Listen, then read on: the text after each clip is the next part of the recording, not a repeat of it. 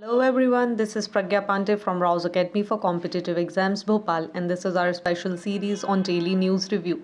In our previous video I have asked few questions, so let's see their solution first. And the first question was Goa Liberation Day is observed on, and correct answer for this question is 19th December. Next question was Tal Chapar Sanctuary is located at which state, and correct answer is Rajasthan, जो कि black buck के लिए famous है. चलिए तो देख लेते हैं आज की द हिंदू वोकैबुलरी में हमारे पास क्या है. तो पहला वर्ड जो यहाँ पर यूज़ किया गया है दैट इज़ रेटिन्यू. रेटिन्यू को यहाँ पर एक नाउन के जैसे यूज़ किया जा रहा है which means a group of people who travel with an important person to provide help and support. ठीक है, तो सपोज़ आप कहीं पर जा रहे हैं या फिर कोई बहुत बड़ा लीडर है आपके देश का जो कहीं जा रहा है और उनके साथ बहुत सारे लोग हैं जो उनकी हेल्प और सपोर्ट के लिए उनके साथ जाएंगे, तो उस ग्रुप को क्या बोलेंगे, रेटिन्यू. नेक्स्ट वर्ड जो यहाँ पर यूज़ हुआ है which is huddle. Huddle means a small group of people और thing that are close together. Next word is grandiloquent. Grandiloquent मतलब यहाँ पर इसको एडजेक्टिव की तरह यहाँ पर यूज़ किया जा रहा है विच मीन्स आडंबरपूर्ण, यूजिंग लॉन्ग कॉम्प्लिकेटेड और फॉर्मल वर्ड्स इन स्पीच या फिर with in writing in order to impress people, attract attention और साउंड वेरी इंपॉर्टेंट. जब इस तरीके के कोई काम किए जाते हैं तब हम ग्रैंडिलिक्वेंट वर्ड का यहाँ पर यूज़ करते हैं. So next and last word for today is inexorable. Inexorably. Alright, तो यहाँ पर क्या होगा, in a way that is impossible to stop और प्रिवेंट. सो ये थी आज की द हिंदू वोकैबुलरी. आपके पास भी अगर आज के न्यूज़पेपर को पढ़ने के बाद कोई ऐसा इंपॉर्टेंट वर्ड है जो आपको लगता है आप सभी के साथ शेयर कर सकते हैं, तो do comment that important vocabulary in the comment section. चलिए तो देख लेते हैं आज आखिर न्यूज़ में क्या है. ये पहला न्यूज़ का जो सेक्शन है ये आपके लिए बहुत ही ज़्यादा इम्पॉर्टेंट हो जाएगा. कहाँ पर, देखिए, GS paper 3 environmental pollution degradation, साथ ही गवर्नमेंट की पॉलिसीज़ और इंटरवेंशन के लिए इम्पॉर्टेंट हो जाएगा. Along with that this particular section is very important for international treaties agreement and important international institution. देखिए हुआ क्या है, यहाँ पर एक नया डिक्लेरेशन, एक एग्रीमेंट यहाँ पर साइन हुआ है, अडॉप्ट कर लिया गया है. किसके लिए, बायोडाइवर्सिटी के लिए. देखिए COP15 का जो समिट हुआ है इसमें यहाँ पर एक डिक्लेरेशन को एड्रेस किया गया है जिसका नाम है कुनमिंग मॉन्ट्रियल एग्रीमेंट. पहले तो ये नाम आपके लिए बहुत इंपॉर्टेंट है, very very important. Kunming Montreal agreement. Aim क्या है इस पर्टिकुलर एग्रीमेंट का, इसने डिसाइड किया है जितनी भी लैंड है, ओशंस हैं, स्पीशीज़ हैं, उनको हमें पॉल्यूशन से बचाना है. दैट मीन्स बायोडाइवर्सिटी के लिए यहाँ पर ये काम कर रहा है.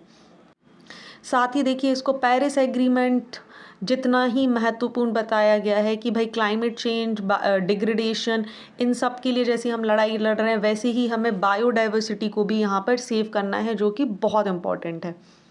देखिए हुआ क्या है, लगभग 4 साल से लगातार इसके बारे में बात चल रही है कि हमें बायोडाइवर्सिटी को प्रिजर्व करने की ज़रूरत है. ग्लोबल बायोडाइवर्सिटी एक बहुत बड़ा मुद्दा होना चाहिए. फाइनली यूनाइटेड नेशन का कॉन्फ्रेंस ऑफ पार्टी 15 का जो समिट है, जो कि कहाँ कंडक्ट हो रहा है, कनाडा में, वहाँ पर इस एग्रीमेंट को साइन कर दिया गया है. किस किस ने साइन किया है, देखिए 200 कंट्रीज़, जिसमें इंडिया भी इसका सिग्नेटरी बन गया है. अब यहाँ पर बात की जा रही है, तो देखिए ये जो इम्पॉर्टेंट सेक्शन है ना, दिस इज़ वेरी इंपॉर्टेंट. यहाँ पर बात क्या की जा रही है, सबसे पहले 30/30. देखिए कुनमिंग डिक्लेरेशन क्या बोल रहा है, COP15 यूनाइटेड नेशन कन्वेंशन की यहाँ पर बात की जा रही है जो कि कनाडा में हुआ है. इसमें क्या बात की गई है कि हमें बायोडाइवर्सिटी के बारे में सोचने की आवश्यकता है. अब इसके कुछ इंपॉर्टेंट पॉइंट्स हैं जो आपके एग्जामिनेशंस के लिए बहुत इंपॉर्टेंट हो जाते हैं. First is 30/30. सो 30/30 का टारगेट क्या है, ये क्या बोल रहे हैं, ये एक प्रपोजल इन्होंने यहाँ पर रखा है कि हमें 2030 तक वर्ल्ड का जितना भी लैंड है या सीज़ है उनको हमें 30% लैंड, सी, ओशंस को यहाँ पे प्रोटेक्ट करने की ज़रूरत है by 30. So it is very easy, आपको याद रहेगा 30% लैंड की यहाँ पर बात की जा रही है, 30% ओशन की यहाँ पर बात की जा रही है. कब तक इसको प्रिजर्व करना है, हमें 2030 तक इसको यहाँ पर प्रिजर्व करना है. All right, apart from this एक और यहाँ पर गोल डिसाइड किया गया है कि जो केमिकल्स का यूज़ है एग्रीकल्चर में उसे हमें बहुत मिनिमाइज़ करना है, साथ ही हमें प्लास्टिक या ज़ीरो वेस्ट की तरफ मूव भी करने की आवश्यकता है। देखिए नेक्स्ट यहाँ पर बात की गई है indigenous right, and this is very important. देखिए ये क्या बोल रहा है पर्टिकुलर एग्रीमेंट, जब हम 30/30 प्लेज की यहाँ पर बात कर रहे हैं, इसका मतलब ये नहीं है कि वहाँ पर अगर कोई इंडिजीनियस लोग वहाँ पर रह रहे हैं जिनका राइट है वो उस पर्टिकुलर लैंड पर रह रहे हैं तो हम उनको वहाँ से डिस्प्लेस कर दें, उनको भगा दें, नहीं। We should also make sure कि हम इंडिजीनियस राइट को प्रोटेक्ट करें यहाँ पर, ठीक है। Alone biodiversity, species, ocean, land को हमें प्रोटेक्ट नहीं करना है, लेकिन ऐसी जगह पर अगर कोई इंडिजीनियस लोग यहाँ पर रह रहे हैं जो बहुत सालों से यहाँ पर रहते आ रहे हैं, ठीक है, कोई जनजातियाँ अगर हमें यहाँ पर दिख रही हैं तो हमें उन्हें डिस्प्लेस नहीं करके उनको भी प्रोटेक्शन देने की ज़रूरत है, because it is their right. Alright, next important fact यहाँ पर क्या डिस्कस किया गया, इट इज़ फाइनेंस। देखिए यहाँ पर क्या बोला गया है कि जितनी भी रिच कंट्रीज़ हैं वो 2025 तक लगभग $20 बिलियन पर ईयर यहाँ पर कंट्रीब्यूट करेंगी। ऐसे ही $30 बिलियन पर यहाँ पर 2030 तक यहाँ पर इसको सबमिट किया जाएगा, और इस तरीके से ये जो इनकम है ये डबल ट्रिपल होती जाएगी। अलॉन्ग विद दैट देखिए यहाँ पर एक ट्रस्ट फंड को भी इस्टेब्लिश किया गया है, जो कि एग्जिस्टिंग हमारा फाइनेंशियल मैकेनिज्म है जिसको हम बोलते हैं ग्लोबल एनवायरनमेंट फैसिलिटी, ठीक है। वहाँ पर एक फ़ंड को इस्टेब्लिश किया गया है, ट्रस्ट फंड। ये फ़ंड किसके लिए काम होगा, देखिए एक स्टेपिंग स्टोन होगा, जो भी हमारी फ्यूचर है उसको प्रोटेक्ट करने के लिए, उसको सेव करने के लिए यहाँ पर ये डिसाइड किया जा रहा है। चलिए इसके अलावा अब आपके एग्जामिनेशन के लिए क्या इंपॉर्टेंट हो जाएगा, तो देखिए और भी ऐसे कुछ फंड्स हैं जिनको रिलीज़ किया गया है क्लाइमेट फाइनेंसिंग को लेके, जैसे ग्रीन क्लाइमेट फंड जिसे हम GCF भी बोलते हैं, या एडेप्टेशन फंड AF बोलते हैं, जिसका सबसे इम्पॉर्टेंट रूल यहाँ पे क्योटो प्रोटोकॉल के अंडर इसको इस्टेब्लिश किया गया था, ये बहुत इंपॉर्टेंट हो जाता है, ठीक। तो ये सारे जितने भी फाइनेंशियल एग्रीमेंट्स आज तक हम कर चुके हैं, इंडिया जिनका सिग्नेटरी है, जैसे क्योटो प्रोटोकॉल हो गया, ये आपको पता होना चाहिए कि पर्टिकुलर जो एग्रीमेंट है उसका संबंध किस चीज़ से है। जैसे आपसे यहाँ क्वेश्चन क्या बनेगा कि recently Kunming Montreal agreement was in the news, it is related with, तो आपके पास 4 से 5 ऑप्शन होंगे। करेक्ट आंसर आपको पता है यहाँ पर क्या होगा, जहाँ पर लैंड, ओशन, स्पीशी या बायोडाइवर्सिटी के प्रोटेक्शन की बात की गई है, पॉल्यूशन से निपटने की बात की गई है, इनसे रिलेटेड इनको डिग्रेड होने से बचाने की बात की गई है, और क्लाइमेट चेंज से भी इनको प्रोटेक्ट करने की यहाँ पर बात की जा रही है। चलिए तो ये तो था इस आर्टिकल का crux. Moving on to the next article, but अगर आपने अभी तक हमारे चैनल को लाइक नहीं किया है, so do like it and subscribe it to never miss any updates.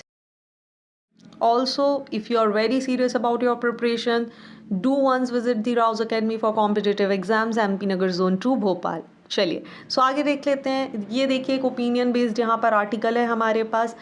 ये इम्पॉर्टेंट क्यों है, देखिए यहाँ पर बात की जा रही है जो कॉन्सेंशुअल रिलेशनशिप हैं उनके बारे में यहाँ पर बात की जा रही है। देखिए बात करने वाला कौन है, ये 2 व्यक्ति आपको यहाँ पर दिखाई दे रहे हैं, मिस स्वागता राहा और श्रुति रामाकृष्णन यहाँ पे दिखाई दे रही हैं, जिन्होंने इसके ऊपर एक आर्टिकल लिखा हुआ है। देखिए आर्टिकल क्या बता रहा है कि भाई जो पॉक्सो एक्ट है उसका यहाँ मिसयूज़ किया जाता है। तो फर्स्ट क्वेश्चन कम्स, पॉक्सो आखिर होता क्या है। देखिए पॉक्सो का फुल फॉर्म क्या है, हमें पता है, protection of children from sexual offences act. यहाँ पर इसके बारे में बात की जा रही है 2016 के बारे में। देखिए यहाँ पर एक स्टडी की गई है एनफोल्ड प्रोएक्टिव हेल्थ ट्रस्ट के द्वारा, ठीक, ये आप यहाँ पे नाम पढ़ सकते हैं, जिन्होंने क्या बोला, जो कॉन्सेंशुअल रिलेशनशिप होता है, ठीक है, एक ऐसा रिलेशनशिप जहाँ पे लड़का और लड़की दोनों एग्री होते हैं एक दूसरे के साथ, इसको एक टर्म इन्होंने दिया जिसे बोलते हैं रोमांटिक केसेस, ठीक है। फर्स्ट थिंग ये आपको क्लियर हो गई।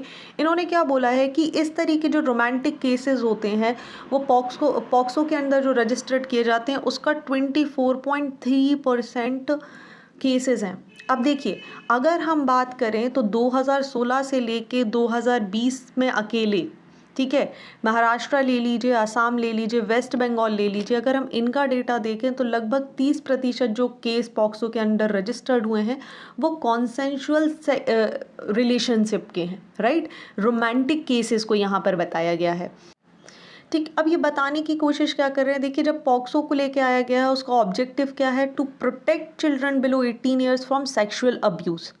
लेकिन यहाँ पर क्या हो रहा है, इस लॉ का गलत इस्तेमाल हो रहा है। ये लॉ क्या कर रहा है, एक तरीके से जो यूथ हैं, जो एडोलेसेंट्स हैं, उनको डिप्राइव करने की कोशिश कर रहा है कॉन्सेंशुअल रिलेशनशिप से। साथ ही ये क्या बता रहे हैं, इस लॉ का जो यूज़ है वो पेरेंट्स गलत तरीके से करते हैं। कैसे करते हैं, देखिए स्पेशली यहाँ पर लड़कियों का मेंशन किया गया है कि जो पेरेंट्स हैं इसको सोसाइटी में अपनी इमेज बचाने के लिए, ठीक है, अपने ईगो को सेटिस्फाई करने के लिए इस तरीके के सेफगार्ड्स को यूज़ करते हैं। ठीक है, एक तरीके से सेफगार्ड फैमिली ऑनर का टाइटल इसको दे दिया गया है। वहीं पर जो इन्वेस्टिगेशंस या ट्रायल होती हैं अंडर दिस एक्ट, उसमें सबसे ज़्यादा नुकसान किसको देखने के लिए मिलता है, देखिए ये नुकसान यहाँ पर बोल रहे हैं कि यहाँ पर जो लड़का होता है, जो बॉय होता है, उसको उसके लॉन्ग टर्म कॉन्सिक्वेंसेस देखने के लिए मिलते हैं। ठीक है, कई बार उनको रेप के चार्जेस में डाल दिया जाता है, या कई बार उनको एज ए एडल्ट भी ट्रीट किया जाता है। इससे नुकसान क्या हो रहा है, देखिए ये आर्टिकल में ये बताना चाह रहे हैं कि ये जो पूरी गतिविधियां हो रही हैं, जबकि जिन बच्चों की यहाँ पर बात की जा रही है, जिस कपल की यहाँ पर बात की जा रही है, अगर वो कॉन्सेंशुअल एक रिलेशनशिप में थे, ठीक है, या जैसे हमने नाम दिया एक रोमांटिक केस यहाँ पर था, तो होता क्या है, जब पेरेंट्स, फैमिली या इस तरीके की इश्यूज़ यहाँ पर अराइज होते हैं तो बच्चे सबसे पहले अपना सेल्फ एस्टीम खोल देते हैं। ठीक है, दूसरा क्या होता है, सोशल रेपुटेशन की बात यहाँ पर आ जाती है, तो ये कहीं ना कहीं जो उनके राइट्स हैं उनको हैम्पर कर रहा है। देखिए आगे ये आर्टिकल एक बहुत अच्छा सेक्शन यहाँ पर डिस्कस करने की कोशिश कर रहा है कि ये जो लॉ है ये एडोलेसेंट्स गर्ल को एज ए विक्टिम ट्रीट करता है। होता क्या है, इससे उनकी आवाज़ छिन जाती है, उनके पास चांस ही नहीं होता कि वो अपनी बात यहाँ पर रख पाएँ। साथ ही जो बच्चियाँ, जो ऐसी लड़कियाँ होती हैं जो अपने घर जाने से मना कर देती हैं, उनको क्या करते हैं, इंस्टीट्यूशंस में रख दिया जाता है। ठीक है, पेरेंट्स से दूर रख दिया जाता है। वहीं जो बॉयज़ होते हैं वो बाय डिफ़ॉल्ट उनको क्या होने लगता है, उनको एज ए एडल्ट ट्रीट किया जाने लगता है। देखिए हो क्या रहा है, इस सब से द प्रॉब्लम अराइज हो रही है कि यहाँ पर इनकी डिग्निटी के ऊपर सवाल उठ जाता है। ऐसे जब आप कॉन्सेंशुअल रिलेशनशिप की यहाँ पर बात कर रहे हैं तो पॉक्सो के अंदर हो क्या रहा है, इनसे क्या छिन रहा है, उनकी इंटीग्रिटी छिन रही है, बॉडीली इंटीग्रिटी का राइट नहीं रह रहा उनके पास, ऑटोनोमी नहीं है उनकी बॉडी की, उनके जो राइट्स हैं, right to life, privacy, dignity, वो छीने जा रहे हैं। ठीक है, तो ये जो पॉक्सो है, ये पूरा आर्टिकल क्या बोलना चाह रहे हैं कि जो कॉन्सेंशुअल रिलेशनशिप है पहले तो उसको डीक्रिमिनलाइज करना हमें ज़रूरी है। रिजल्ट क्या होगा कि भाई जो हमारे यहाँ ऑलरेडी इतने सारे केसेस रजिस्टर्ड हैं, एक पॉक्सो के एक्ट को अगर यहाँ पर जो स्टडी की गई है, इनको सॉल्व करने में लगभग 2.5 साल का समय लग जाता है ना। और ऐसे रजिस्टर्ड केसेस की संख्या की अगर हम बात करें तो 2021 में according to crimes in India, यहाँ पर जो भी रजिस्टर्ड केस है 2021 के अकेले 92.6 केसेस उसमें से पॉक्सो एक्ट के अंदर पेंडिंग है, डिस्पोजल का वेट कर रहे हैं। इसमें से भी अगर हम बात करें तो लगभग 46% वो हैं जो कॉन्सेंशुअल केसेस हैं। तो हम अपना जो जस्टिस है, जो हमारा सिस्टम है, हम उसे ओवरबर्डन क्यों कर रहे हैं। Rather what we can do कि हम कॉन्सेंशुअल एक्टिविटीज़ को यहाँ से डीक्रिमिनलाइज कर दें। सो देखिए इसका पूरा रेफरेंस लेते हुए यहाँ पे हाई कोर्ट का एक जजमेंट यहाँ पे बताया गया है, जहाँ पर विजयलक्ष्मी वर्सेस स्टेट में एक मद्रास हाई कोर्ट का ये केस है, जहाँ पर ये बताया गया है 2021 में हाई कोर्ट ने ये बोला था कि एडोलेसेंट्स का जो रोमांस है वो उनके डेवलपमेंट के लिए, सेल्फ आइडेंटिटी के लिए, फंक्शनिंग के लिए, उनकी कैपेसिटी के लिए बहुत ज़्यादा इम्पॉर्टेंट है and we can not ignore these things. साथ ही देखिए यूनाइटेड नेशंस की जो कमेटी है on right of child, that is also known as CRC, उसमें भी ये बताया गया है जनरल कमेंट नंबर 20 कि implementation of the right the children during adolescence urge state to balance protection of children from sexual exploitation and abuse with the respect of their evolving autonomy and recommended that state should avoid criminalising. देखिए आप ये बहुत अच्छा statement आप इसे use कर सकते हैं।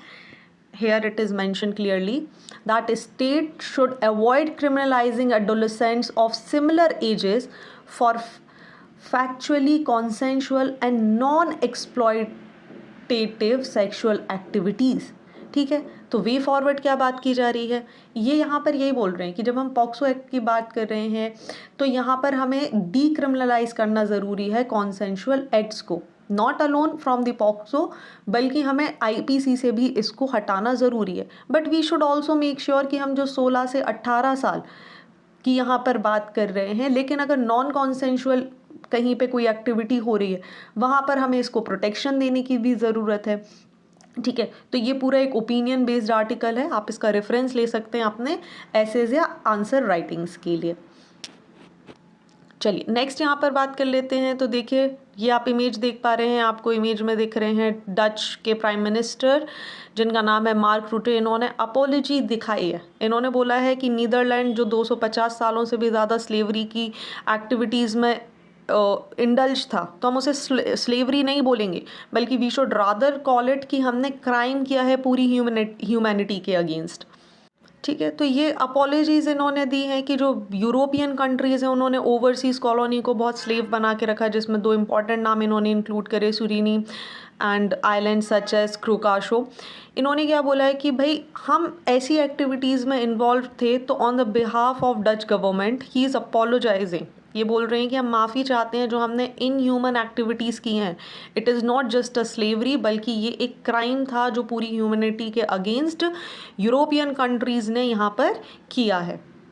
चलिए यहाँ पर एक वर्ड का यूज़ हुआ है जो आपके लिए इम्पॉर्टेंट है, केटी कोटी, जिसको एक तरीके का ये सेलिब्रेशन होता है जो कहाँ पे सूरीनामीज़ यहाँ पर इसको सेलिब्रेट करते हैं, which means breaking the chains. So इस आर्टिकल में सिर्फ आपके लिए इतना ही जानने के लिए ज़रूरी था।